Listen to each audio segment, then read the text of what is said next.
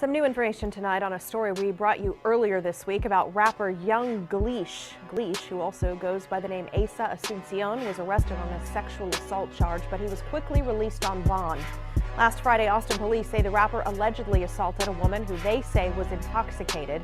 Gleesh was scheduled to perform in Dallas last weekend after that alleged assault, but he never showed up there.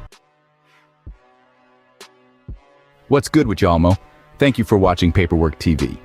Today we will be starting a new series of videos entitled The DMV Rap Files. In this new series we will be covering different rappers from the region's cases and hopefully giving you a closer look at what is going on with their cases. In today's episode we have the case of Young Gleech and the case of Frontline to start things off.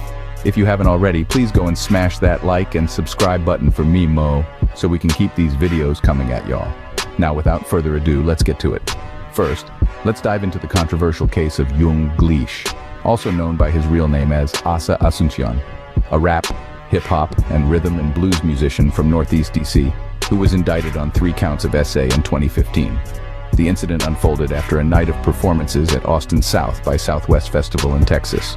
According to Gleech, he returned to his temporary residence, fell asleep on the couch, and was later awakened randomly and was looking for a blanket. That is, when the victim allegedly grabbed Young Gleech's arm and pulled him onto the futon, where they began kissing. He insisted that there was no sexual contact, no clothes were removed, and he never touched her genital area. However, the alleged victim had a drastically different account. She claimed to have become intoxicated, fell asleep on the futon, and was awakened by the pressure of Gleech's body on top of hers. She accused him of SA, an allegation which was promptly followed by a hospital visit and a police report.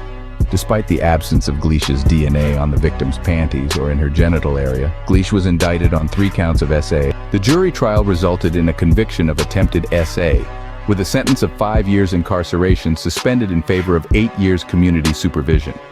Gleech filed a motion for a new trial alleging juror misconduct. Investigator Ricardo J.W. Ojeda supported the motion with an affidavit, revealing a startling revelation. According to Ojeda, almost all the jurors felt that the state had not proven their case against Gleech due to the lack of DNA evidence. They were reluctant to send Gleech to prison, but they felt he had made some bad decisions and probably had done something, although they couldn't decide what. In a turn of events, the jurors decided not to send Gleech to jail, but opted for probation because one of the charges they were allowed to choose from was attempted assault. So they decided to convict him on that charge. Do y'all think that Young Gleech was properly charged? Do you think that Young Gleech was targeted because of his rapper status at the time? Do y'all think the story would have went differently if he hadn't been in Texas and was in another state or back home? Please leave your opinions in the comments so we can talk about it.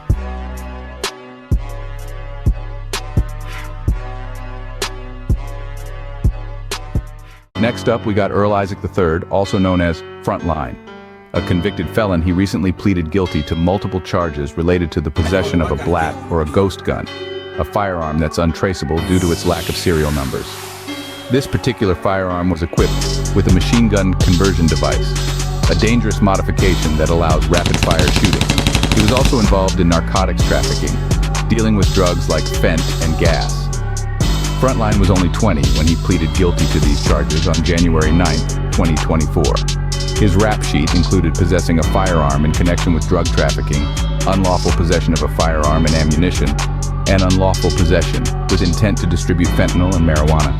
Isaac's crimes he committed extended online, where he was known as Frontline. He used YouTube as a platform to flaunt his dangerous lifestyle, posting wild threats and displaying automatic firearms pointed directly at viewers. He even released rap tracks that glorified violence and gun use. One of his more infamous uploads, Frontline PTSD, was posted while he was on probation in 2021. Frontline's reckless behavior eventually caught up with him. On June 1st, 2023, police executed a search warrant at his residence. They discovered a blat, equipped with a machine gun conversion device, and loaded with a high-capacity magazine that contained 21 rounds of ammunition.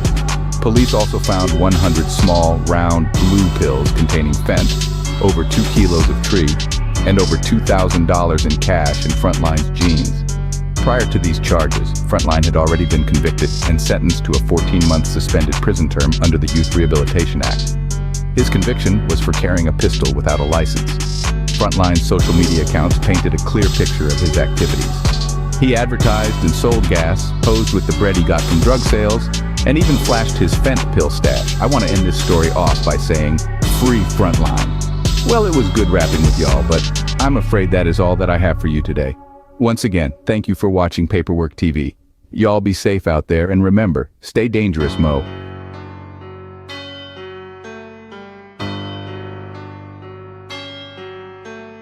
Hey, hold up, I got Yang on the beat.